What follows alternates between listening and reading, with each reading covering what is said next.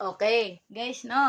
Para matahimik na lahat. Eto, magsasalita na rin ako sa YouTube ko. Di ko pa mapupost sa TikTok ko, no? Dito rin sa Facebook. Alam nyo, ginawa niya na yan, nagdaan na yan, para sa mga vlogger at message ko sa lahat ng tao, no? Alam ko naman na buisit kayo tuwing umaepal ako. Kasi naman kasi utak ninyo kasi, ang utak ninyo, lagi na lang about sa yung mga nakaraan na history na gawa niya. Hindi nyo ba naalala yung mga nakaraan na gawa niya? Wala na yun pass is pass. Ginawa mo kasi dinaan mo ang power sa kamay mo. Naging para kang sabihin natin, yung tatay ni Marcos. Bongbong Marcos. Hindi naman tayo martial law. Nagkaroon tayo ng virus na damay ang buong mundo dahil sa isang tao lang. Who's did that? Coronavirus? Donald Trump. Because he have a bank in China. So, ngayon, nagsisisi kayo ngayon. Now, you know the truth that happened. That why they're Chinese people out of the Philippines because they are angry in all the universe. Wala silang pakialam sa mundo. Sasakupin nila ang mundo dahil sila daw.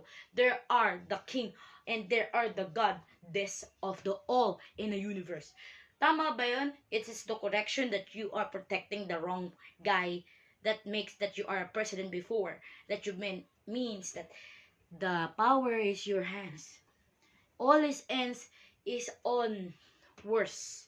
What is kind of worse is it? Yung panghuling pagsisisi na ginawa na nangyari na, ginawa mo na So, alam nyo guys, hindi ko naman sasabihin nagpapasikat ako, nagpiling mayaman ako, no.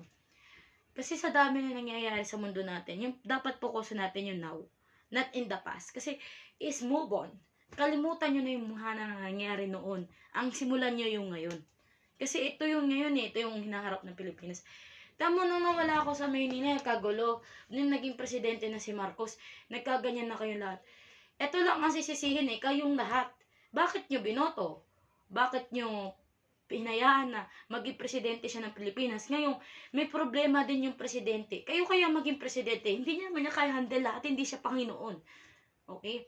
Para sa akin kasi, ang presidente ay gawain ng isang leader ng ating bansa, marami din ginagawa sa ibang bansa. Yung mga sabihin na sa gera ng ibang lugar. Nakikita ko yan everyday. Lagi akong nakafocus dun. So, kung naiinis kayo, nagagalit kayo, naiingit kayo sa akin, I don't care. I care about my country sa Pilipino. Because this is the Philippines, we need to be peace of life, to understood. Palawakin natin ang ating pag-unawa. We need to make our peace of mind to focus what is the situation. We need to interacting na pag-isipan muna natin bago tayo gumawa ng gera. Ito kasi mga Ilonggong to, mga Bisakol na to, na hindi kaya ng mga taga-Tondo, na hindi kaya ng mga Tagalog, ng mga lehitimong taga-Maynila, na kababayan ko din, na dyan din naman ako pinanganak, no? Hindi nyo kaya gampanan yung kayo. Nasasakupan kayo ng mga Bisakol. Kayo ay Tagalog. Ano bang mas nauunang dapat kampihan? Ang Bisakol o ang mga Tagalog? Di ba Tagalog? Ako ay Tagalog. Okay. Para sa akin, bilang isang Pilipino, ang gusto kong mangyari, alisin yung mga sagabal na nagpapasikat lamang. Yun ang pinrotocol mo, isa pa tong police na to, tong Fonz TV na to. Alam mo, at ikaw boy bakal, kung kakampihan mo mali yun. No? Mali kasi yung sabihin na natin na inutusan ka gagawin mo, kahit napakasakit pa sa damdamin mo. That's the protocol in the PNP. Pumasok ko ng PNP. Ganun talaga. Hindi ko nang sinasabi ng protektahan ko ang PNP dahil may galit din ako sa kanila dahil pinakikilaman nila ako at miniminos sila ang pagkatao ko. Buti nga hindi ako nag-PNP. Kasi kung pumasok ko sa PNP, baka masigit pa akong matalino sa inyo at susundin ko ang mga utos ng kinatataas dahil ayun ang inutos ng kinatataas. So, bilang has a woman month today, no? Gusto kong patunayan sa lahat ng tao na porket simpleng tao lang ako ay ganito lamang, wala na ako ibubuga. Lahat tayo tao We are same people that we are tied in one ordinary in the government of policy, di ba? Lahat naman dapat daan natin sa proseso. Hindi lagi na lang, sugo dito, ganto, ganto, ganto, ganto. Ginagawa nyo ng event eh. Ginagawa nyo ng pagkaperahan yung mga rally. Istorbo na sa trapiko. Hindi ba kayo naaawa doon sa mga nagmamaneho at naghahanap buhay? Ha?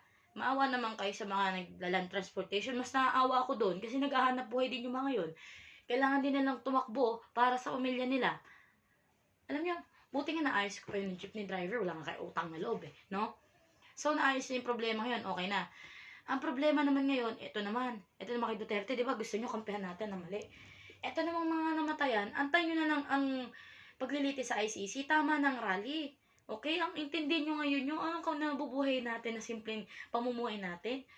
Alam nyo kayo ng mga PNP kayo, wala naman kayong ginagawa kundi nagreklamo ka, Fronts TV. Kasi, ganto ganyan, ganto ka na kasi masarap ang buhay ninyo. Hindi. Pantay-pantay tayo. Walang mayaman, walang mahirap. Magtrabaho kayo.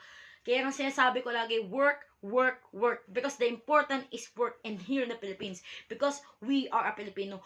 You are been a PNP. You've been a soldier to protect our nation here in the Philippines. So, wala kang gagawin kundi magpasarap at kumain, patay gutom kang pulis ka. Gusto nyo sabihan ko pa kayo ng ganyan? Alam nyo, dapat kinagalang kayo. Patunayan nyo sa amin, sa akin, na kayo ay karapat-dapat, na dapat I am a man, I am a new PNP police. I am change the world that I am protector in my own country. Dapat ganon ang utak ninyo. Aggressive, okay? Alam nyo, ang hirap sa inyo lahat no? Kailangan lagi ako magsasalita, tapos sasabihin nyo naman may something utak o huwag nyo pakinggan niya kasi ganto. Kayo nga mga nakakataas ibangag. O ano? O ngayon, sige, kahit ako nga magpapadrug test ako. Kaya na, ako nga, simpleng tao nga lang ako Halos kawawang-kawawa na ako, kikita na ng buhay ng tao ko, anong ginagawa ko. Tinitis ko yun. Parang ipamukha sa inyo lahat na hindi ako ganun babae. Ikaw, insultuhin nyo ang pagkababae ko. Liitin nyo ako. Lait-laitin nyo ang pagkababae ko. Pababain nyo ang edekada ko. Wala kayong pakikuluman, di ako. Nasa lugar ako. Ako to katawan ko to. No one can control me. No one can control us. Kaya nga tayo Pilipino di ba? Ang inaano ko lang, alam mo nasa batas ka, alam mo may katungkulan ka, bakit ka nagreklamo? Ba't ka nagreklamo sa isang bagay na ginampanan mo, di ba? Sabihin natin yung about the past, no? Wala na yun Yung sabihin ng ibang vlogger, kayo naman nagamit din naman kayo ng pinagbabawal na gamot, ganito, ganyan. O sige, magpa-drug test tayo lahat. Madali lang nung wala yung ginagamit nyo, di ba? Kasi akala nyo, pagka kayo nakatira na ng ganyan, sikat na kayo.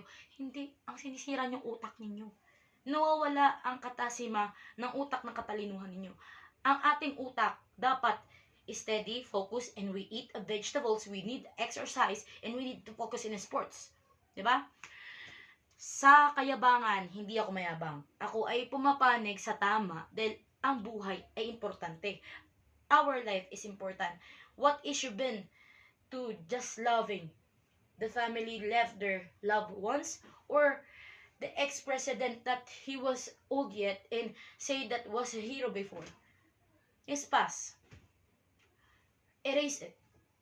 It's important now. This is the important, that is my message. I am just a simple person. And a hero and Republican in the Philippines.